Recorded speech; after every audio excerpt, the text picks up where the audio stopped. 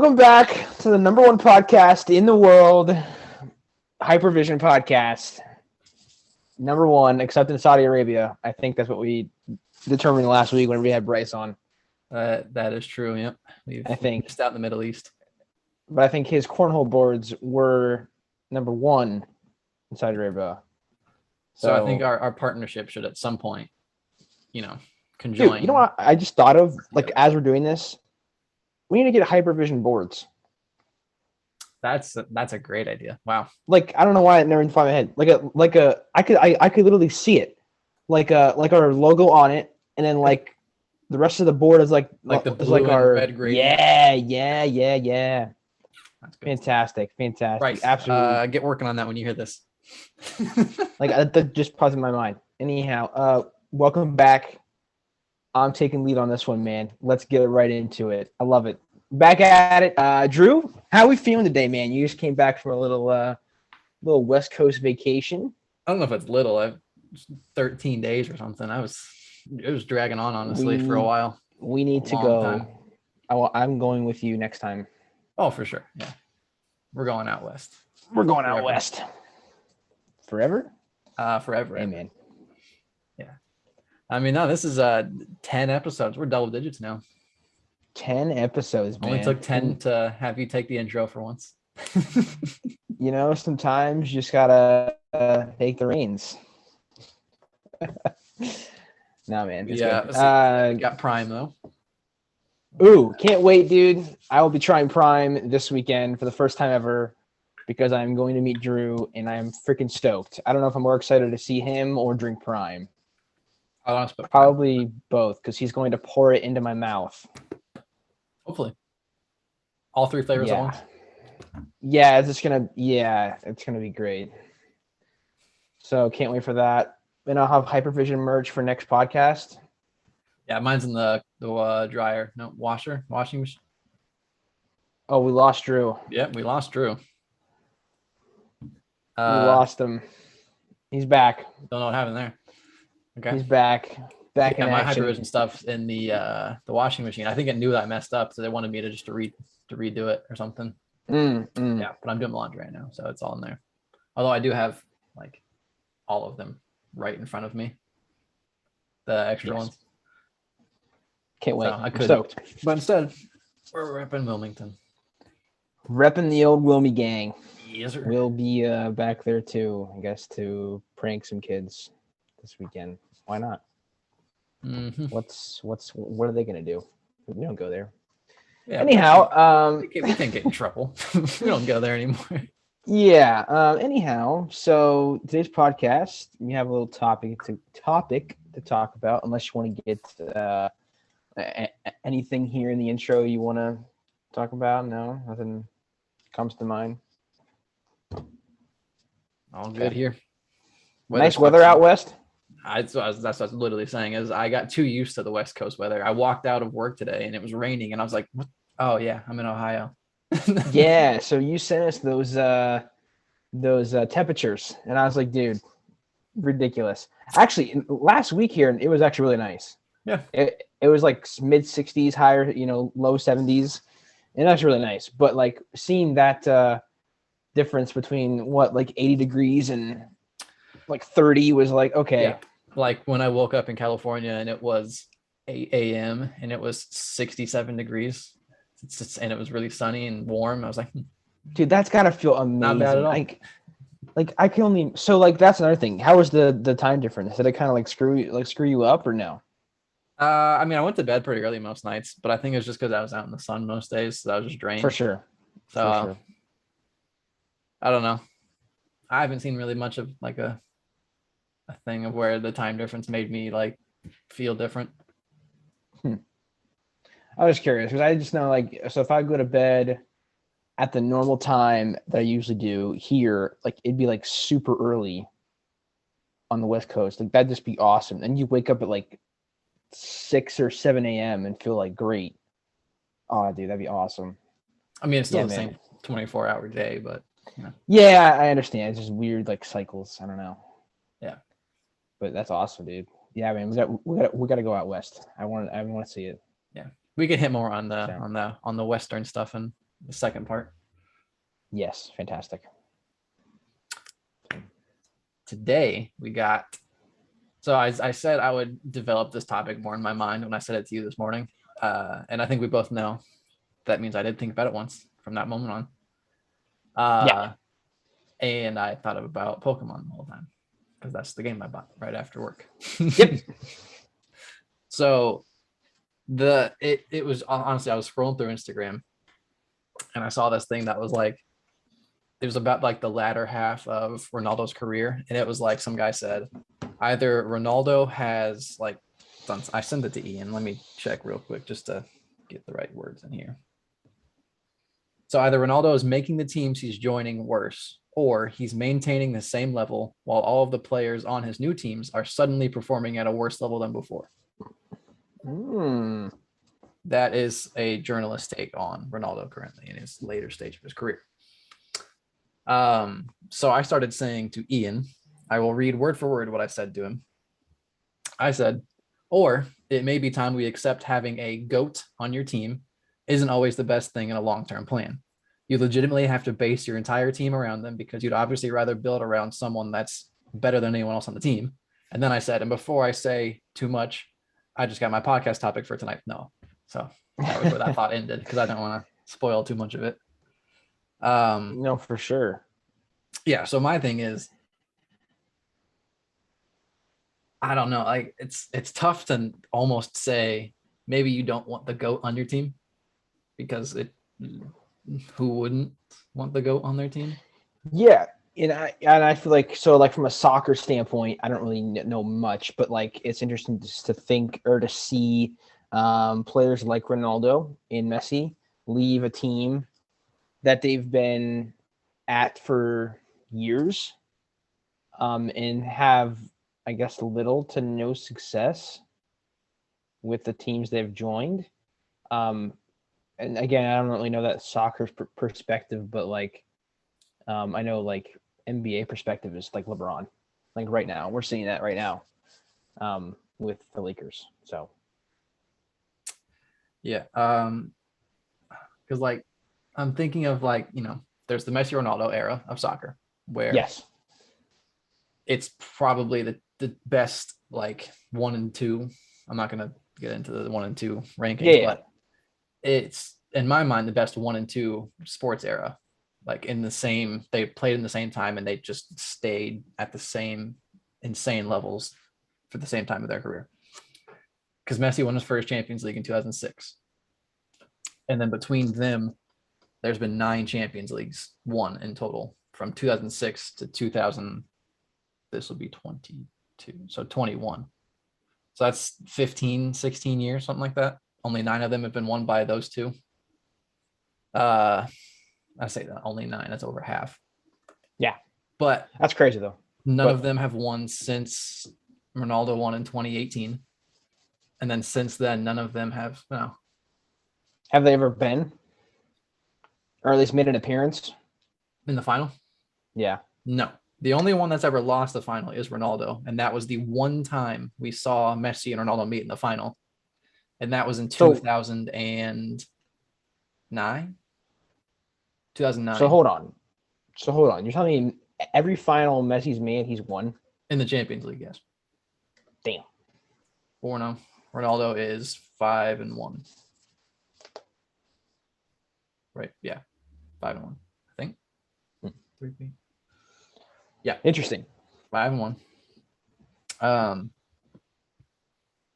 Yeah. So they met in 2009 and they played in the same final together and never met in the final ever again. They only played in the Champions League one other time, and that was 12, 13, 11. 11. I don't know. They played in the semifinals one time when they were at Barca and Madrid and the same time in Spain. That's it. It's the only times I've played in the champ. No, I guess they had the group stage last year, but they only played each other once. And it's a group stage game. No one cares about that. My point is, those two are the top. And when you think of the best in soccer, those are the two you think of. If you want to put Pele up there or Maradona or someone else, you can go bark at a wall. I don't know. Lewandowski. this year. But I'm saying, like, in terms of longevity, their career overall being the best. Nothing since 2018. No finals meetings since 2009. That's a letdown. Yeah. Makes me think about it like that. And look at the teams they're at now, correct? I mean, they haven't done anything now. I mean, yeah, Barcelona is you could say Barcelona now without Messi is at its worst ever, or you could say that they're in a great spot because they're on like 16 games unbeaten right now with their new manager.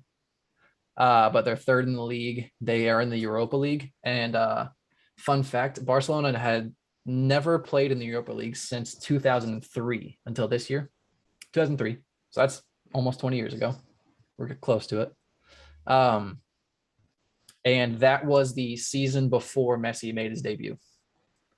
Ever since Messi has played for Barcelona, since Messi made his debut, Barcelona's played in the Champions League every single season, all the way up until this year when they got third in their Champions League group to a Portuguese team, which is much smaller than them, and got put down to the second league under the Champions League. So that's the state Barcelona was in earlier. Now they're in a bit of a rebuild. Madrid, since Ronaldo left, they've won the league once or twice.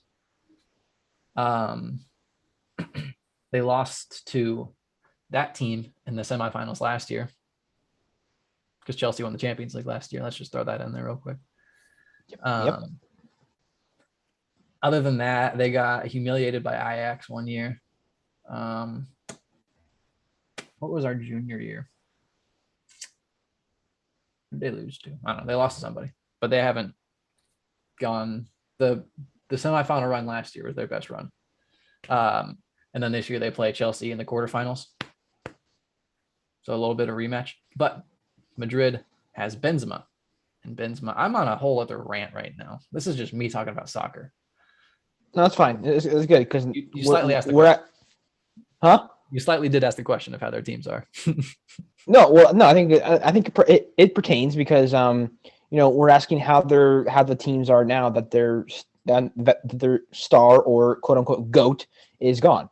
So I think this is good. Yeah. So Benzema is the Madrid striker. He I want to say since Ronaldo's left, someone showed a stat. He might be outscoring him by like 1 in all goals since Ronaldo left Madrid. Okay. Which is the level, Benzema was at. Now he's got more of a free role because Ronaldo had that free role because why wouldn't you give it to him? Ronaldo. Yeah. Yeah. I think it's the cliche thing to say, but they play like more of a team. Barca and Madrid have been.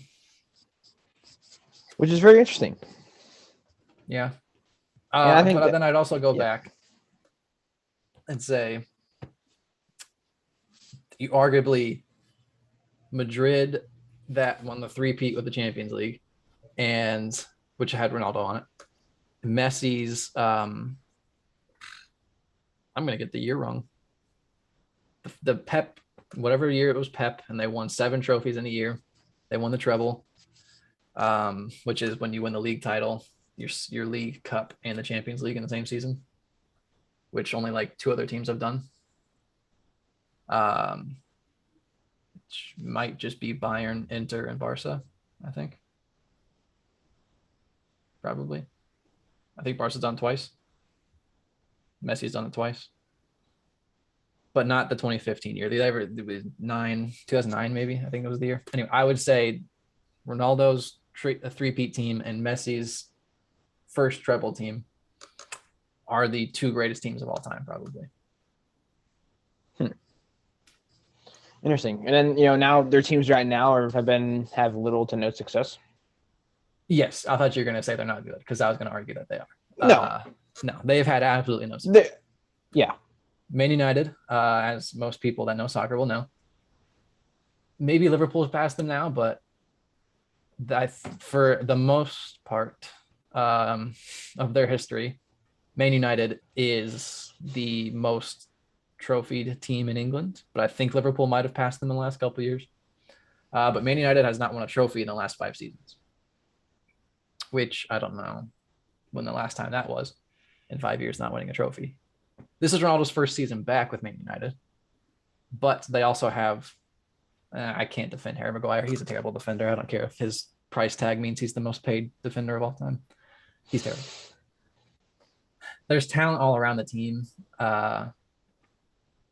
There's Bruno Fernandes. He's been getting shouts for one of the best midfielders in the league. Rashford's on a down year. They lost one of their forwards to some stuff legally. Oh. Yep. I don't know. It's just Man United's been in a state ever since their old manager, Alex Ferguson, who's won every single thing you can imagine in England. He was there for a super long time. They have never recovered from that, I feel like. Never won the league since he won it back in 2013. Yeah, in 2013. That was the last time they won the league. Yeah, I don't know. They've been in a shambles, and Ronaldo coming back at 37 didn't help anything. Then I can get to my point here about those two, because with Messi's team, Messi with Barcelona, he has an insane. His trophy list might be second or third all time, especially now that he has the Copa America with Argentina. Now it's finally under his belt. He at least has that to show for. The last few years, though, of that Barcelona stint, career, lifetime, legacy, that's the word. Trophy-wise, at least, they won a couple league titles, a lot of Champions League misery. They made the semifinals in 2019. They had a 3-0 lead on Liverpool in the first game, and the second game lost 4-0. The next year they lost 8-2 to Bayern. The next year after that, they lost like 5-1 to PSG. And that was when Messi scored like a 30-yard shot against PSG. And then the next season, Messi leaves, joins PSG, the team that railed his old team. Joins Neymar, his old best friend. Joins Mbappe, the golden kid of the world. I don't buy into it. Sergio? I buy into it, but I'm just I have a whole other thing on him. I'll say it quickly. If you're gonna hold Mbappe, if you're gonna put Mbappe to the heights of Messi and Ronaldo and all that crap, hold him to that standard. Don't give him excuses like, if you're gonna put him there, hold him to it. You don't just get to let him go up and down and cheat however he wants the system to work for him. That's my only thing. Anyway, PSG also signed Donnarumma, who won the best goalkeeper of the year award, and also just lost to Macedonia to not qualify for the World Cup for the second time in a row. They were at plus 1,100. Yeah, no, I texted Ian this morning about all the games that were on today, and I was like, yeah, Italy's playing. I was like, but it's North Macedonia. They're 7-0 is my guess. I was like, but I'm just going to say it either way because it's the European champions in the playoff. It's kind of cool. I was proved wrong. I said it should be 7-0, and I don't think I'm wrong. They outshot them at least 30-4. That was when I last checked. I don't think I'm wrong saying they should have won 7-0. They should have, but they blew it, and they deserve to lose for that performance. So, yeah. Either way, my thing with Messi Ronaldo, when you build around a GOAT, in some ways, I think I said it also, it depends on coaching too, and I'll get to that. It almost might be better not to. If you have a GOAT on your team, in some ways, it's almost better to just have a really great team and just have players that can do stuff that they can do. Like if you think back to the amazing team that Messi had back then, Messi played as a false 9. This was technically it's a formation built around him. I don't care. Either, I'm just going to say Messi has a false 9. Then you have Thierry Henry on the left side, I think. And you have David V on the right. Thierry Henry, people in soccer will know what I'm talking about. Unplayable on some days. David Villa, also another great player that is, one, he can play his role perfectly, and two, he has a ton of individual brilliance. That, I think, is what you need inside of a team with GOATs. It's a player like David Villa.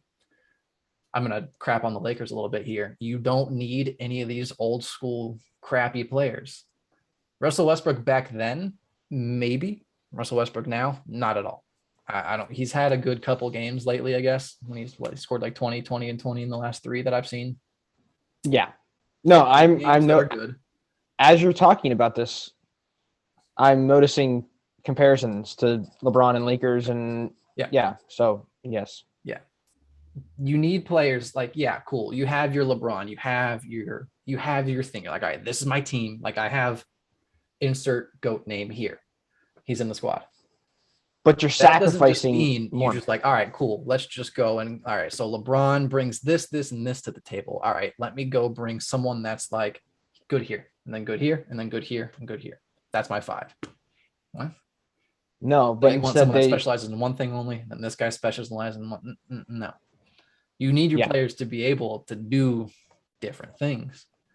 Because when someone looks at that team, like the Lakers, or the current day United team, or the current day PSG team, they're going to look at it.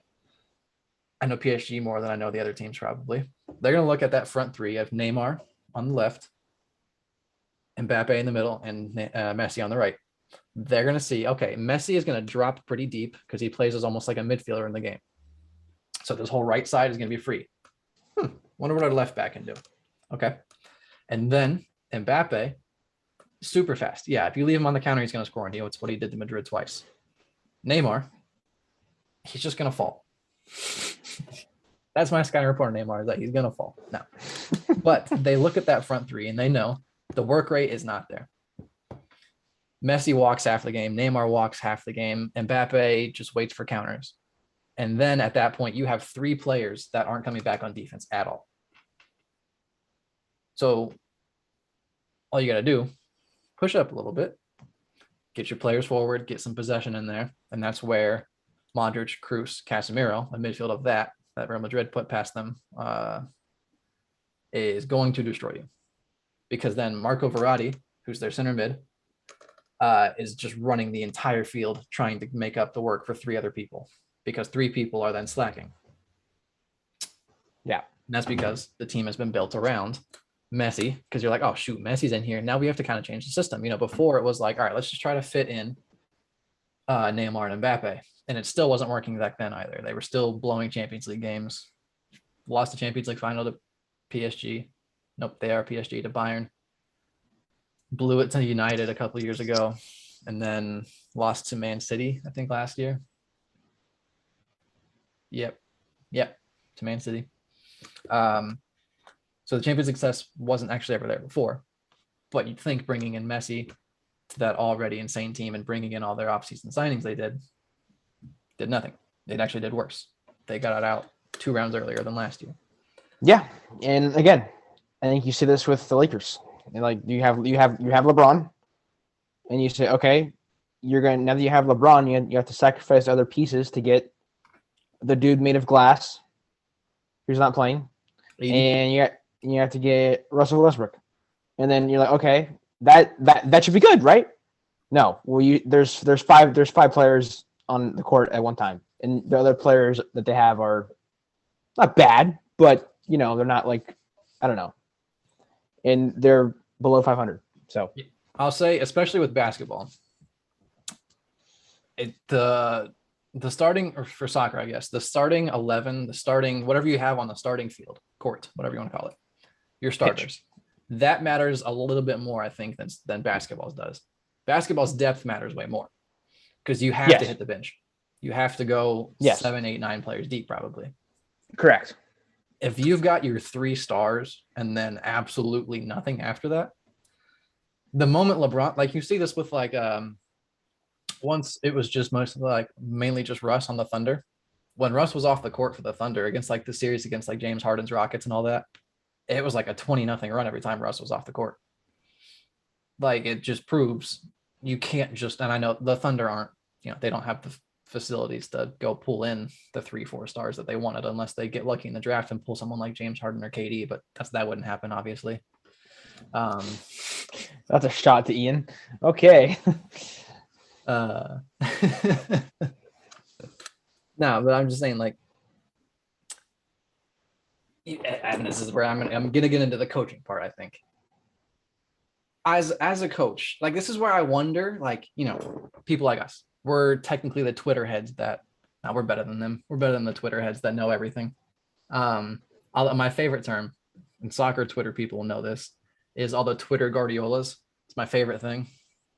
Guardiola is one of like the best managers of all time, and people say that about like when people get in comments and they're like, "Oh no, fix this." That's great. Oh yeah. But sometimes it's just so clear what the issue is,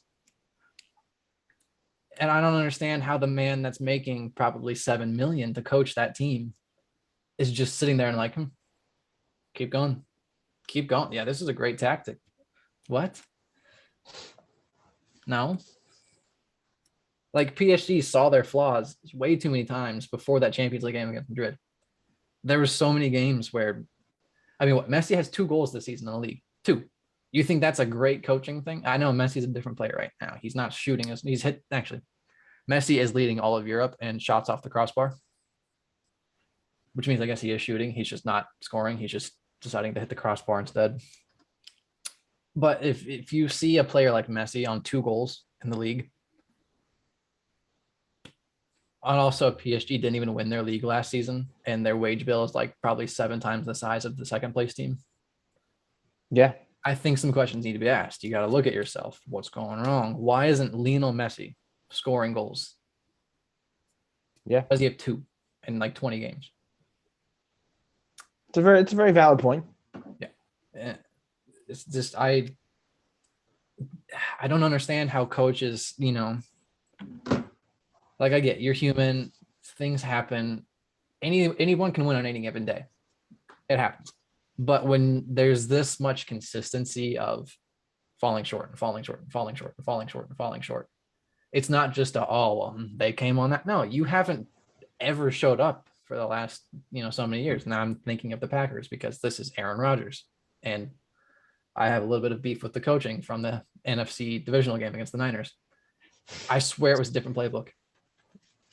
In what situation on 3rd and 6 in the first 94? How many games are they playing now in the regular season? I don't know. 17. The first 17 games in the regular season, never once on a 3rd and 6 did I see Devontae on one side, Randall Cobb, and then a backup tight end as the 3 weapons. And what did we do when we played the Niners, one of the best defensive teams in the league? We said, here's an old man and here's a practice squad player we found on the street yesterday. Oh, also Devontae's out here completely isolated if you want to put 4 on him because you don't need to worry about that. Wonder what the Niners did. Put like 2 or 3 on Devontae. Rodgers has to throw to the backup water boy. Guess what he does? Drops it. What do we do? Punt again. It was a different playbook. I don't know why. On 3rd down, you don't have someone try to get numbers off of Devontae. Well, guess what? You don't have to worry about that problem now because he is gone. No one's on our team. For us now, yeah, that's great. I'm Markin Lazard. He's 6'5". Have fun. Yikes! No, but that's another situation too, where you have a GOAT. I think. Okay, Aaron Rodgers is one of the GOATs. Tom Brady. Say a GOAT. I don't have to say the. I'm avoiding all things here by just saying a. Yes. Like Tom Brady is a GOAT. Aaron Rodgers, to me, in my personal opinion, is a GOAT. You cannot say he's not a GOAT. His touchdown to interception ratio is insane. He's won back-to-back MVPs. Yeah. He's insane. All-time great is almost what we're saying here. Right. Yes. But I understand he doesn't have the Super Bowls, but that's another argument. I've had that plenty of times, so that's neither here nor there. Anyhow, but that's another situation where it's like you have a guy who's just there who's like, dude, Come on. McCarthy had that job a little too long, I think. A little bit. So we'll see. It'll be interesting. But I think I'll see if I can find what I said to you about the coaching part. Because it was like, all right. So I said way too often it seems like coaches, that was what it was. They get too content. With Messi, he once scored 91 goals in a calendar year. Ronaldo had, I want to say 69 is his highest. No pun intended there. Messi also has the record for most assists in a calendar year. And there's just so many stats of where like, oh, if you started your career tomorrow and you scored 20 goals a season for 7 years, you would still be like 400 goals behind Ronaldo and Messi. Those are the numbers they've put up. They've put up the absolutely just like untouchable numbers that I don't think someone's going to touch for a bit. Some people will say Mbappe will. No, he won't. Yeah. Wait, what? Said he won't touch Mbappe won't touch their numbers. Okay. I don't know. I'm just trying to play devil's advocate. I don't know. I know he's good, but I don't know if he can be that. No, good. he's great. He's great. I'm not taking anything away from his talent. I'm just he'll be in Real Madrid next year. If you're going right? to rate him that high, hold him to that. And when he's fallen short this often, he'll be in Real. Yeah, probably. The only thing Mbappe has going for him is that he scored in that World Cup final. Yeah. I'm telling you right now, this is my thing. If you take Mbappe off that World Cup team and put on any like striker that's like above average, honestly, France still wins that World Cup. I don't see what team beats them. They walked through the group stage. The round of 16, they played against, was it Argentina? Did they play them in the 16 or the quarterfinal? I don't actually remember that run. They played Belgium in the semi. Actually, Belgium. But Mbappe didn't even do anything in that game. That was the hazard game. He just couldn't score. No, I'm gonna stand by it. You take any above average striker, replace them with Mbappe. France wins that World Cup. They still beat Argentina. They still beat whatever team they played in the quarterfinals. If it wasn't Argentina, I don't remember. They still beat Belgium, and they still beat Croatia. Honestly, for the Croatia final, you could give France some guy off the street and they still win that game. I don't care. France was walking through that final no matter who was up top. They had Olivier Giroud, and I love that man. He played for Chelsea for a while. I'm on an Mbappe rant. And I should probably stop talking about the 2018 World Cup because this is what got back to Need to get back to coaching. Yeah. Need to get back to coaching. So we'll stop there because if I start on 2018, I'll get on Modric and we'll be in a rabbit hole. I'm not even going to Focus. Coaches. Whew.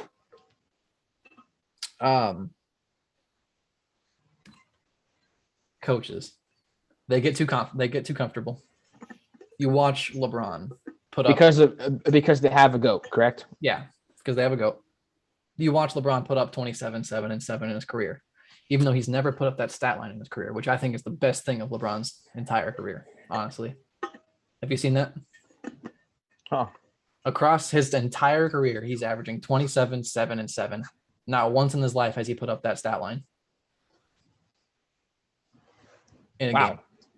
There was one game he had like something in 7 and 7. I think he had 27, 7 and 7, and he was up by like 10, and he took a last second 3 and made it just so he wouldn't have it. It's insane.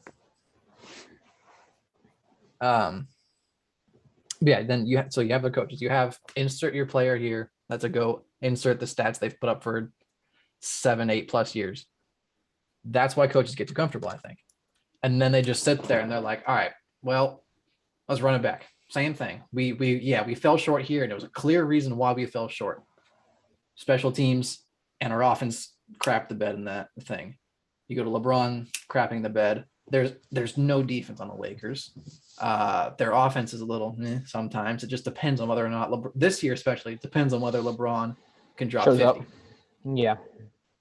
Last year, if he had AD, it was if LeBron and AD could both do something. This year, there's no AD. So if he doesn't drop 50 or 60, they're losing. You get to Ronaldo. If he's not scoring a hat trick, they're losing. How often does a 37-year-old score a hat trick? At once this season? I know he has one on Tottenham. I don't know if he got one earlier. You look at PSG. PSG has too many problems to work with. I don't know. That's also my other thing is, like you said, with super teams,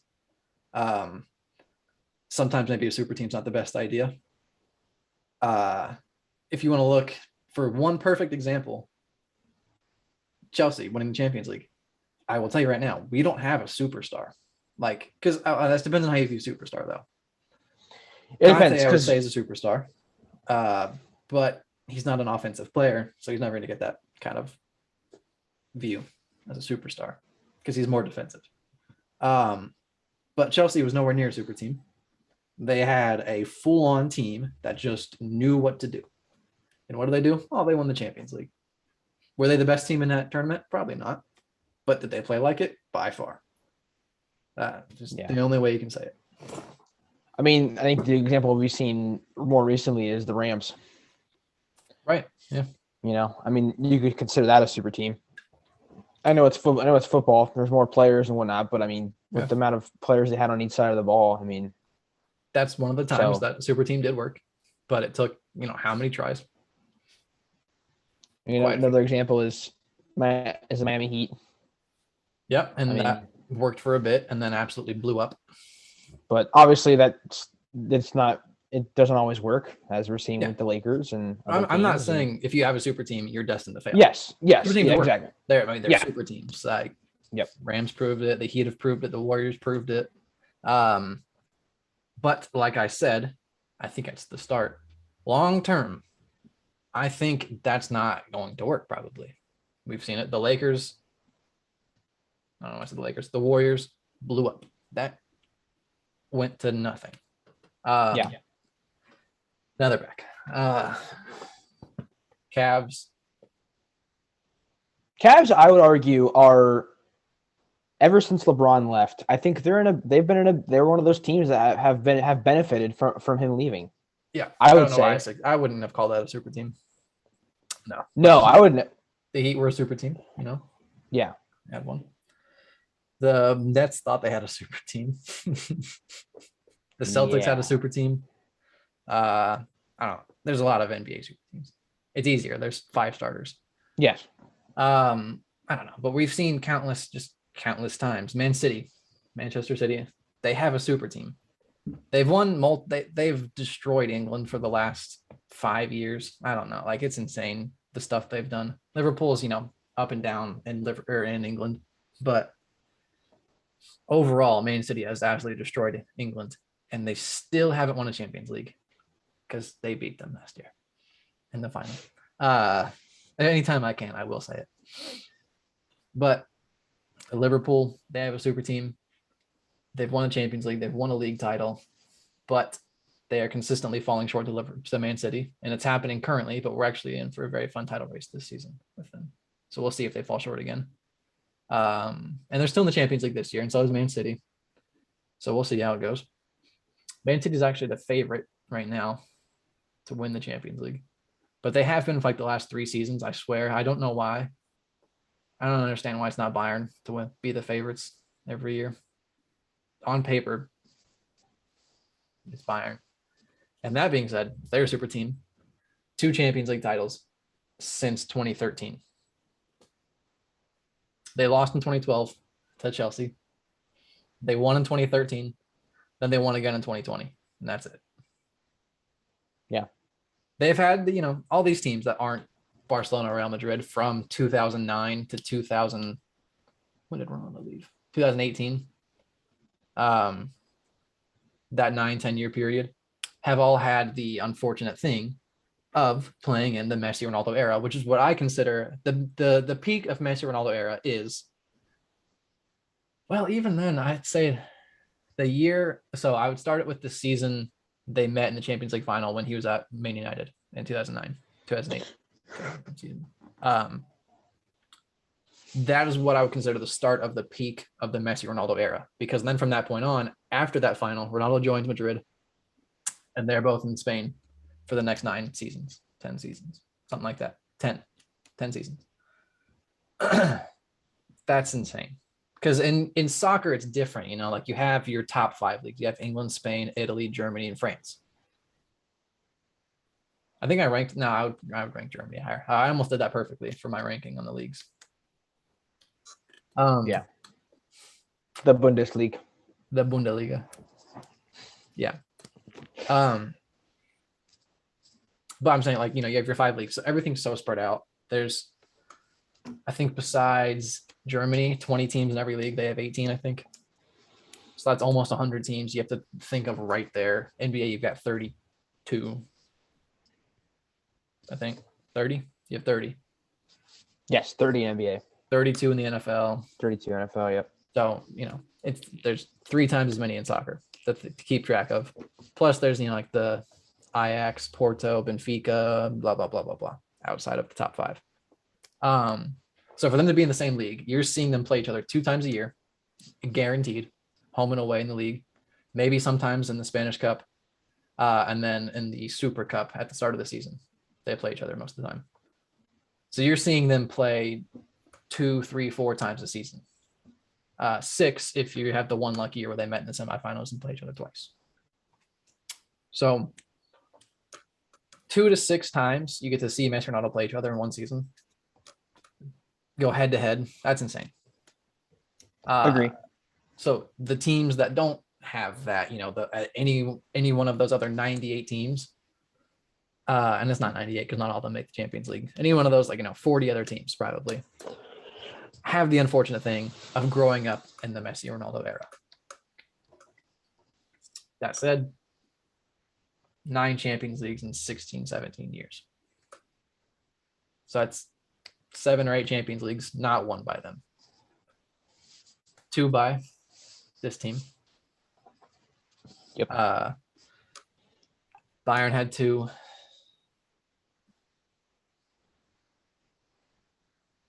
I'm going to go out blank here. Inter. Is AC Milan one of them? Don't know. Liverpool. I'm drawing blanks here. I don't know. Either way. I've completely lost my train of thought again. I don't even remember what I started at this point with. I think we were going to talk about coaching, but I think we just went way off the rails. You let me talk about soccer too much this time. Yeah, I know. I was trying to be more involved, but I think it was good. No, I think you're right. I mean, you look at Tom Brady. You know, he won multiple Super Bowls. That's kind of like that, but yeah. So do you think coaching matters? I mean, coaching does matter whenever you have these sort of teams, and I think it's your willingness to be able to adapt and adjust if your team like PSG to like, hey, like what are we doing? Like, we have one of, if not the greatest player on our team, and he has 2 goals in 20 games. Like, something is clearly wrong there, right? It's gotta, I mean, I'm not saying it's all coaching, maybe, but I mean, come on, like, something's gotta be wrong. So with Messi, I'll say, for the 2-goal thing, it's also on him. I don't think he really wants to be at PSG. I think he wants to stay at Barcelona this season. I don't think he's fully in it. You can kind of see that. That's part of the lack of effort. Messi's shown that for the last couple of years, though, that he's not going to go on full sprints for you, like defensively. But I will argue, if Messi wants it, he shows it. The Copa America final, I swore to God, he was going to get sent off. So Messi's had, you know, his fair share of disappointments with Argentina. Lost the World Cup final in 2014 and lost 3 Copa Americas, which is the South American tournament. And that was the only thing that was a blemish on his resume, was that he doesn't have an international title with Argentina. So when the 2019, I don't remember which one it was, that one rolled around, they were in the final. They're playing Brazil. Brazil is the king of South America. Neymar is on the other side. He also has, he has 1 title with Brazil. I think it was some Confederations Cup or something. It was a smaller trophy. So Neymar's had his fair share of disappointments, but also this because Brazil has a squad that could win a World Cup, and he's come up short so many times. He also got almost paralyzed in one game and had to miss the semifinal that they got destroyed in. But oh well. Anyway, in that game, Messi showed it. There was a point where he came in like scissor tackled a guy, like both legs just like that. He sprinted back on defense, took the dude out, got the ball back. I swore to God Messi was off for the game because it was that crazy of a tackle. Messi shows the fire when he wants to. He doesn't have it at PSG anymore. I don't know what it is. I don't know the man. He doesn't talk. That's another thing. I could do a whole other thing of how they're the perfect rivalry. That's not necessary right now. They're the perfect rivalry. Everything about them, polar opposite. I'm not going to do it right now. Yep. So yeah, the thing is they show it. But with the coaching thing, does it matter? Yes. Because there's always the argument, like people will be like, oh, why do these professionals need coaches? If they know the game better than anyone, they can play better than anyone. Why do they need a coach? Sometimes I hear that argument. Like, what am I really doing out there? I know I wouldn't be, but like, what do you tell Ronaldo? What do you tell Messi? What do you say like in a huddle? And you're like, oh, it's halftime, or there's like an injury break, 78th minute, you're tied 0-0. What do you? I'm not going to give Messi a pointer. He's going to look at me like I'm an idiot. If anything, he's giving pointers to them. Right. You know, I mean, we've seen that. Like again, LeBron, like he damn near coaches the team. Right. In a huddle, it's like. So I don't know. I think some of it depends on your GOAT. Messi needs a different coach that Ronaldo needs. If they had the same, like Pep Guardiola, Messi's greatest coach of all time, would not have worked with prime Ronaldo. That would have clashed too much. Jose Mourinho, who is probably Ronaldo's, besides Sir Alex Ferguson at Man United, Jose is probably Ronaldo's most famous coach from what I can think of on the top of my head right now. He wouldn't work with Messi. That would clash too much. Gosh, we've already seen Spoelstra can clash with people. But he did great with LeBron. He never threw a clipboard at him. Yeah. But LeBron also never said that you're only relevant because Dwayne Wade to him. So that was pretty good. Yeah. I think depending on your GOAT,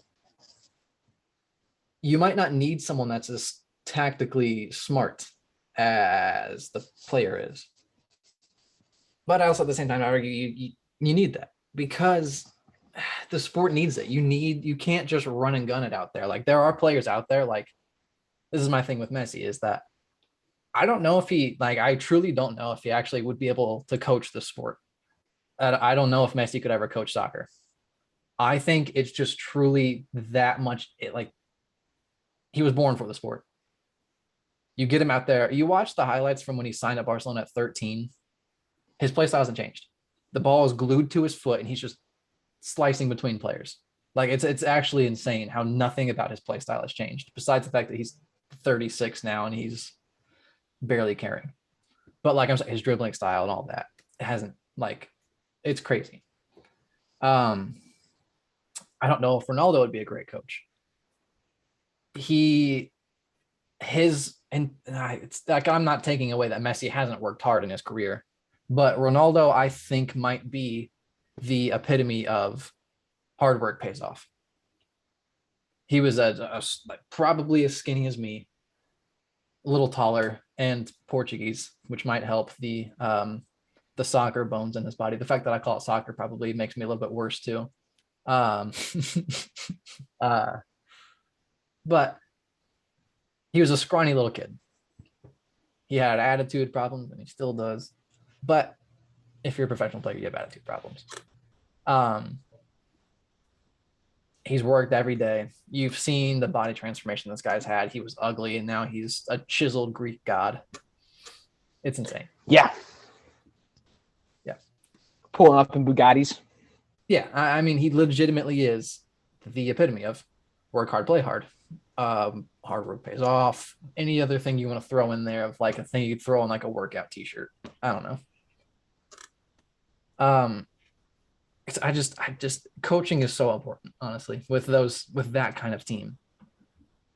If you can't get your GOAT, your star in check, you might as well pack up for the season. There's absolutely no point. There's just, because then you're just relying on individual talent every single game. And there's, talent is never going to beat hard work.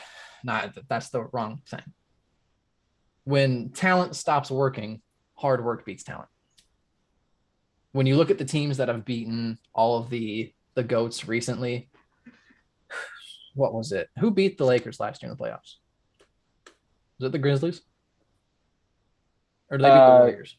They were in the play-in. So they played. No, it was the Jazz or the Suns. It was the Suns. The Suns. Yeah, the Suns. I think the Suns truly do. I mean, they have plenty of talent. Devin Booker is insanely talented. DeAndre Ayton is a talented player. Chris Paul is an insanely talented player. Yeah, but I would argue right there, the coaching aspect is you can just see it. At least from my I don't know. That's just how I see it. Yes, they have the players, but that coach, I mean, that Monty Williams, he brings them all together for sure. And I'm saying that's where I think the Lakers hear that Showtime Lakers was said about them when LeBron came there, and I know they won a title. Obviously, yeah, cool, great, because AD stayed fit that season. Mickey Mouse title, huh? Mickey Mouse title. It was in the COVID year. They didn't even wear it in the Staples Center, so exactly. That's why the Bucks lost to the Heat that year. Exactly. Nothing counted. Just kidding. But the Suns do prove hard work. That was a bottom feeder team for so long. You don't just that's Devin Booker proved his hard work. Just because it's not a video game, just because he was drafted number blah blah blah. I don't know what number he's drafted. He's probably top 5.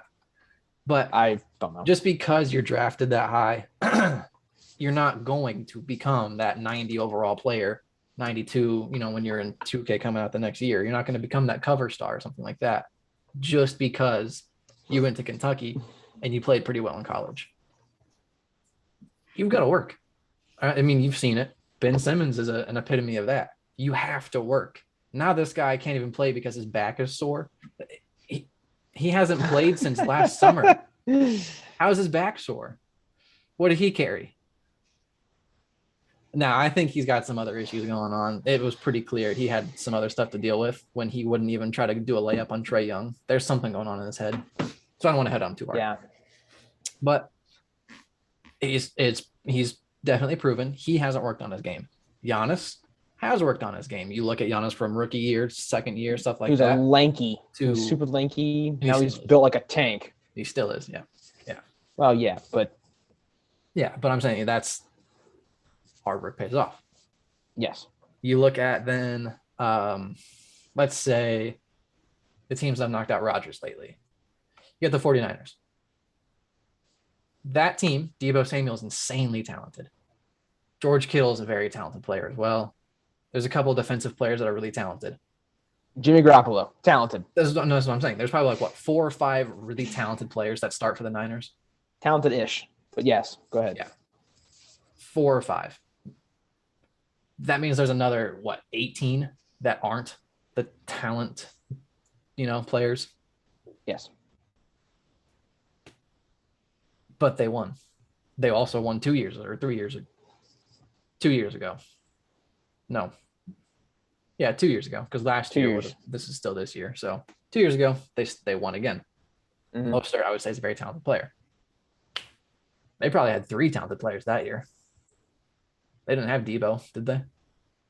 They did. He wasn't that good.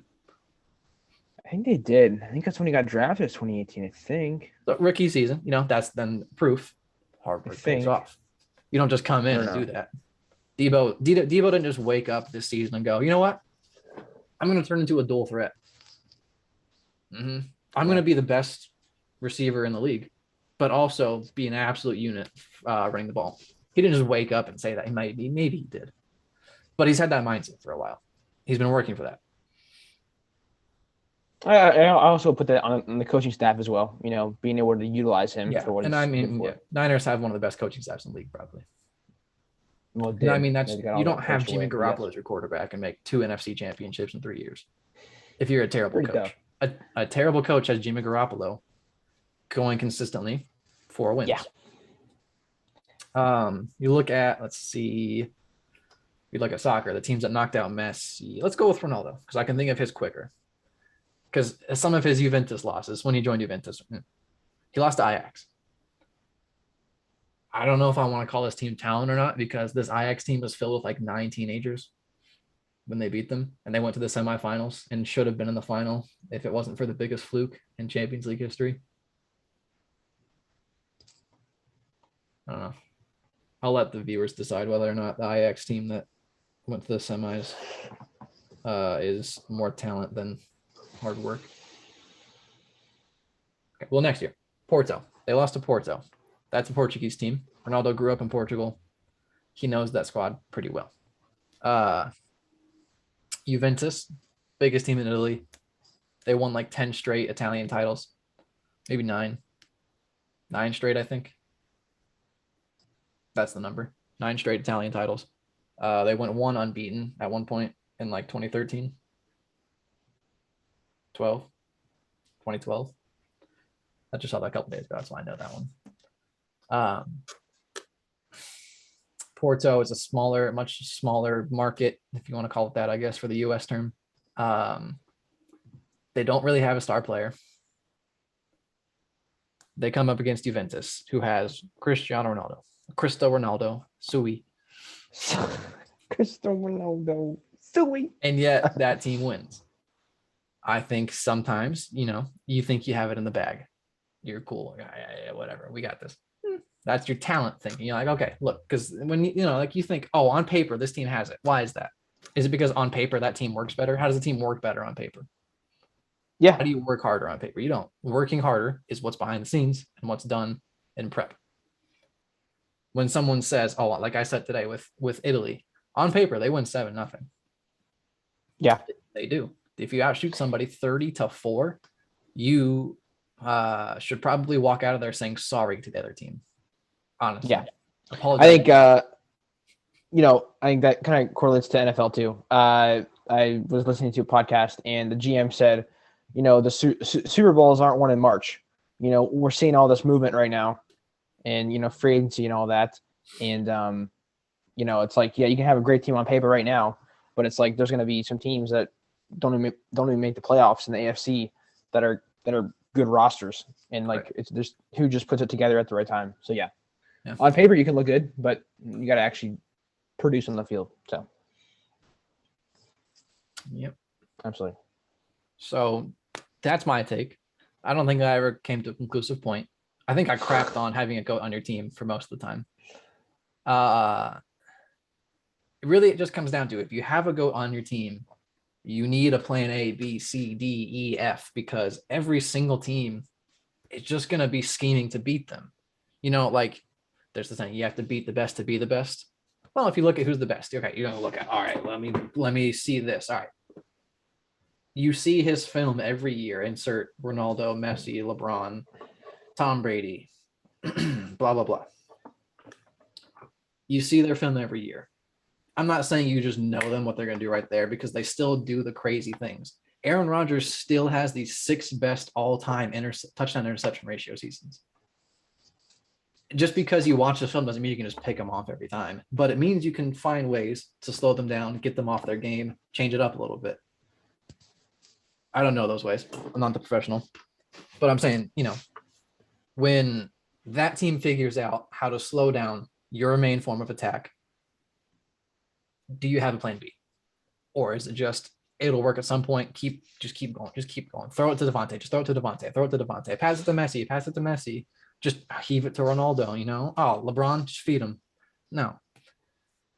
At some point, it's just not sustainable. There's a reason it's a team sport. Yep. It's not track. It's not cross country. You're not swimming. There's relays in 2 of those sports. So ignore that. But no, it makes sense. Yeah, you have a team for a reason. You have coaches for a reason. You have assistants for a reason. It's a full team. But I think we came to the conclusion that you don't need a GOAT necessarily to win. No. So, although I would say, we do have Pulisic, a GOAT. Conte is a GOAT. I could keep going. Yeah. So, yeah, I don't know. Coaching is the most important part because that's the top technically. As much as you don't want to say like no one's above the team, and that probably no one's above the team. It all stems from the coaching. When there's crappy coaching, you hear about it. You know right away. It's pretty clear. And that's what happens when a lot of big teams fall on a consistent basis. Every once in a while when you fall, it happens. You do lose games. You don't win every single game. As much as Michael Jordan has won, he hasn't won every season he was in the NBA. As much as Tom Brady has won, he hasn't won every Super Bowl. He hasn't even won every Super Bowl he's been in. But he's won 7, right? Yes. Yeah. But he's lost, what, 3? Sounds about right. Yeah. 2 to Eli and 1 to Nick. Yeah. Yeah. I don't know. You can lose games. I'm not saying, if you lose a game as a star player, go and hang it up. No. I'm just saying, do better. Quit assuming talent gets you through everything. Work harder. Make more money. That's another thing. I'm not going to get into it. I'll just say it. I think players are too greedy now. Why do you need 120 million? Why do you need 200 million to play quarterback? Ego is the enemy. Yeah, it's stupid. That's why I say this. If we're talking about the GOAT argument, I will give Aaron Rodgers, not him. I will give Tom Brady the leg up on this one, in this department. Tom Brady knows what it takes. Very clearly, he knows what it takes. If Tom Brady wanted to be the highest paid player in the NFL, he easily could be. The Patriots would have done that, I'm sure. The Patriots would have paid him if he wanted that. You would think, yes. But he took, he didn't always take the highest amount of money guaranteed. Now he's taking a pretty low amount of salary. I'm sure he's even taking lower now because he was ready to not have any salary coming in. He knows what it takes. He knows that he has to have his running back, maybe his backup running back, 2 or 3, 4 receivers, 6, 7 linemen, 8 linemen lined up just in case someone goes down, something like that. Kickers, blocking on the defense, everything. He knows what it takes. If he takes 200 million, you know how much he's taking away. Yeah. Player like Devontae Adams. I mean, I don't know. I'm on the fence there because I understand what you're saying, and I do feel like sometimes it's a little bit too much. But I'll never fault the player for going and getting money. Like I'll never fault the player for signing their contract, especially for that big, because that's like life-changing money. Yeah, and I understand it's a lot, but like I love when players get paid. It's awesome to see, but I understand. Yeah. I'm saying there's the thing of sports. At the end of the day, it's a business. You obviously know that. You work for a team. It is a business, which means that is their employer. They're going to work. That is their job. Obviously, you're going to get a raise. You're not going to say, oh, no, give me less. But that just, that's where you have to ask yourself what you value more. Do I value winning? Or am I just here because the NFL pays money? I can almost guarantee you that the players that are at that level that can get that max contract and can get that, $200,000, $3,000, $4,000 per week for soccer, that max contract isn't going to change anything. They already have the money. They've already got their sponsorships. They've got their brand deals, all this crap, their bonuses. This 5-year, $200 million deal. Cool. What does that change? You already had enough money to be set. Yeah. I don't know. Oh, I mean, players are too greedy these days. I think there's too much money in sports. That's another story. Yeah. It's another story. But yeah, it's a pretty lucrative business. That's insane. I don't get it. I don't understand how, when you think about it, It actually, like, it's insane. Mohamed Salah turned down a Liverpool contract because he wanted to make 400,000 instead of the 300 something they were offering him. Why do you need now? Hear me out. So when I said 400,000, what did you think? I mean, I thought it'd be like 400,000 like a week. Yeah. So surely a player like him. $400,000 a week is what he's demanding. After being offered $300 million a month. That's probably almost 20 million a year. After taxes, that's probably like 20 million a year. Because they don't pay taxes. I don't. What are you gonna do with 20 million in 1 year? Yeah. I don't know. That's my little thing there. Real quick, can I do my my perfect Messi Ronaldo comparison? Sure. Okay. So for anyone that doesn't want to hear this, this is the end of the podcast. This is the last thing we're talking about. You can skip this and cut forward to the last 10 seconds where Noah's beautiful voice comes back in. Okay. So now I start my thing. Messi, Ronaldo. It's perfect. All right. Where do we want to start with it? Where do you want to hear if they're the perfect? What direction you gonna take? Just how they're totally opposite, or so we've got Messi is so in soccer, there's Europe, there's South America that are the top two pretty much. There's Brazil from Pele and Maradona from Argentina, blah blah blah, all that stuff. Ronaldo's from Europe, Messi is from South America. We'll start off with that. One, Ronaldo's right-footed, Messi is left-footed. So there's another. Yeah. Messi is a 5'7" playmaking, dribbling, finesse type player. Ronaldo is a 6'2" freak of nature. Messi, I had a whole thing to Ian. I said this the one time. It was okay. So Barcelona, Madrid. Biggest rivalry in sports, soccer, sports. El Clásico. See, you even know that. It just happened to work out that they played for those teams. Messi just happened to sign for Barcelona at 13, and then Ronaldo just happened to go to Real Madrid. It's one. Okay.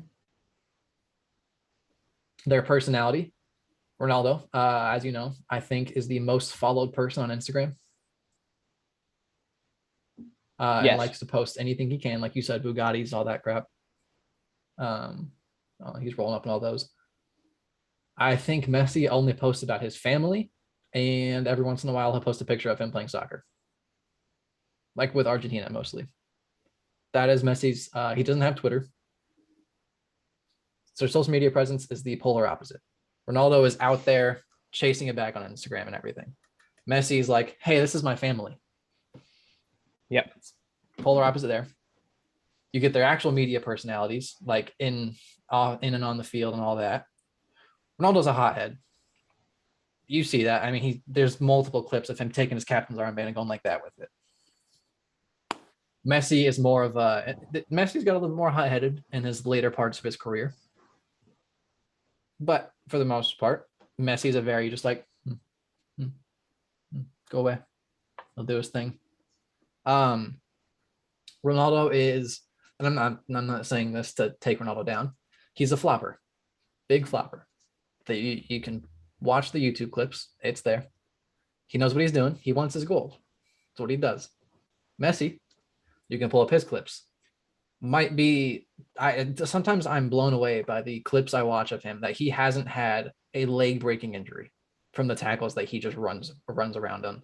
There's some where he's like literally got a leg tangled up inside of his leg like this, and they're just going like that the whole time, hacking at him. He's just going through. He doesn't care. He scores. Polar opposite play style there. What is it? There's so much more I had. Basically, you're saying you guys are polar opposites. No, I'm saying if you bring up a category to compare athletes and sports players, I'd almost guarantee you 95% of them, they have opposites. I don't know, whatever you can think of in your head, I'm telling you right now, they're the opposite. Talent, hard work. That's the big one. Yeah. Messi, talent, Ronaldo, hard work. They are the epitomes of that. I don't think I need to explain that one. I don't know. Give me something. How would you compare a player? How would I compare a player just based off general, like, okay, so talent, hard work would be one. I mean, like, you know, you do your scouting stuff. What's some profiles stuff you got from? Oh, well, you already said like media. That's a pretty big one. I mean, scouting stuff is mainly just looking at like talent and, you know, seeing if they fit well in an organization. You know, do they fit your You got me. Yeah, there you go. So now this is flawed because Messi's been at PSG. But Messi was at Barcelona from 13 years old to 35. You're not a professional player until like 16 most of the time. So Messi was a child in the academy, and I don't think he really started until he was 17, something like that. Ronaldo, Sporting, Man United, Real Madrid, Juventus, and then back to Man United. He's changed teams quite a lot. And he's kind of burned bridges each time he's left. Messi, he left Barcelona in a sad way, and it wasn't that like he literally couldn't. It's because they were the most terribly run team in all of Europe for a little bit, like $5 billion in debt. So he literally couldn't sign a contract, which is another thing. I still think Messi was taking more money than he should have. Dude was making like $5 million a year, or no, like 500,000 or $1 million a week. I don't know. It was an insane amount of money. But he's been in the game for so long. Why does his money matter? Why does he think he needs that much more money still? He's set. Even if the man went bankrupt right now, I can guarantee you the country of Argentina would make sure that man never has to work a day in his life. Yeah. Doesn't matter. But yeah, there's another thing. Their club preference. You know, Messi was a one-man guy or one club guy, not a one-man guy. We want to take it into women. Messi married his like woman childhood sweetheart. You know, they've known each other since they were kids, and they're married now. Ronaldo's had his fair share of wives, has children with a few different people. I'm not saying it's a bad thing. I'm just saying if you want to line them up and their lifestyle and how they are, polar opposite.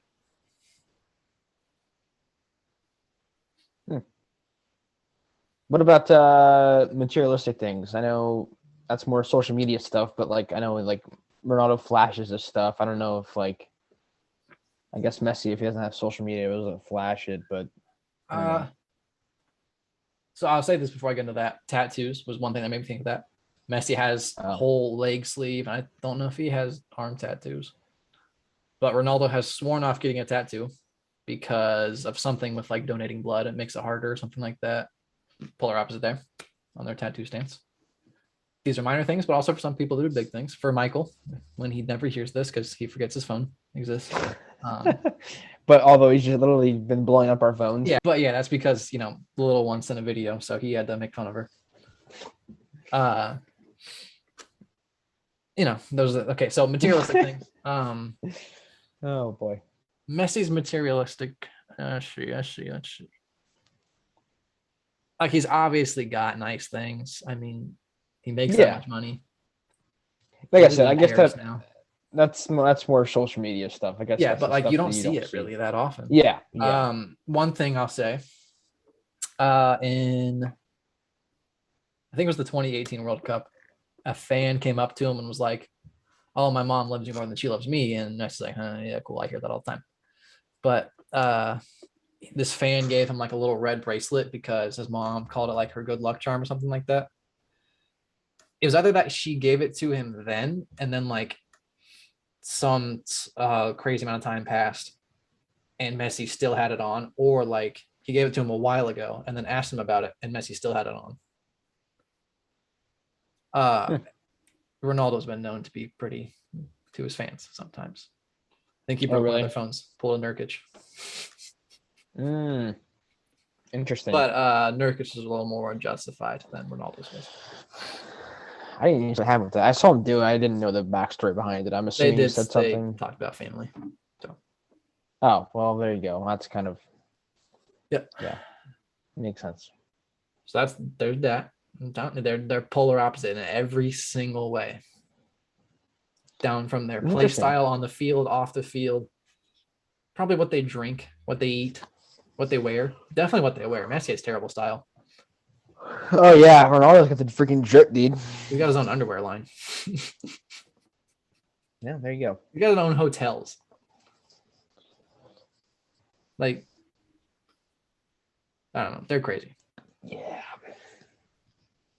But I personally think in our lifetime, it's going to go down as the best rivalry head to head. Because you have your MJ LeBron argument on Twitter every damn day. Yeah, but they don't play the same era. Yeah.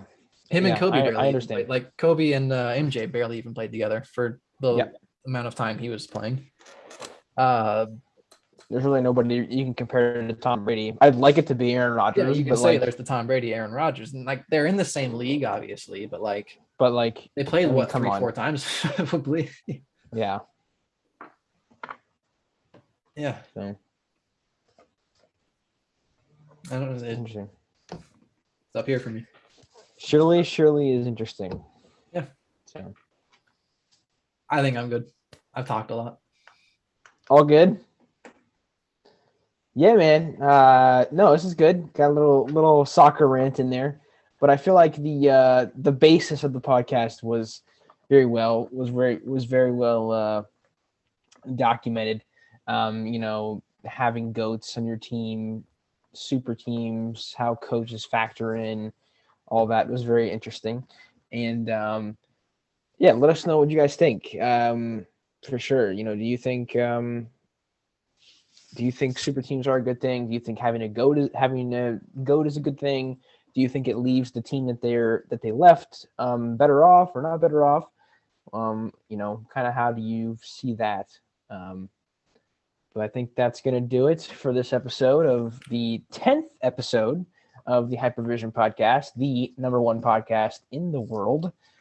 So I think that'll do it. Drew, any final words? Any final thoughts? No, I mean, I think this is the beauty of this podcast. Me and Noah, I'm assuming you got everything out that you wanted to say, probably. Yeah.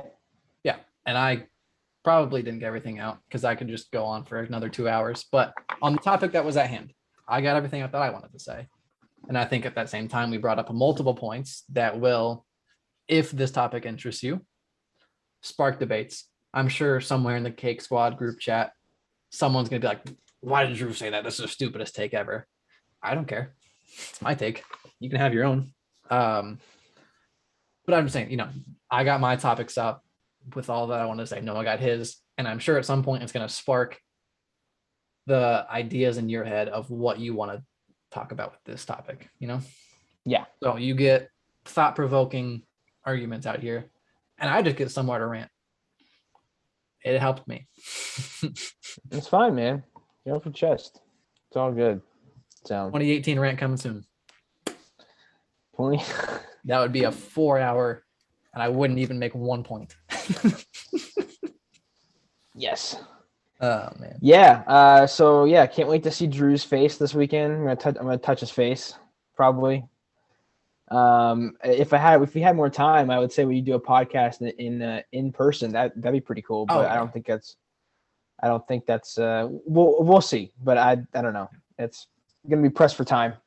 But absolutely. So, okay, for the next one, we'll have some guests on here in the near future. Hoping to get some more guests on. But I love these ones we do just Drew and I, and it's been fun. So after this, only 2 left in the season. Let me take a little break. Two left in the season. Yes, take a little break. So I guess we can just mention that real fast. Baseball season starts for me, so my schedule gets a little bit hectic, or is going to get a little bit hectic. But we'll definitely pick this back up as soon as possible for sure, because I've really enjoyed it, and it's nice to just sit down and talk. So, yes, sir. Done. Well, that's all I got. Yes, sir. Till next time. Peace. Peace.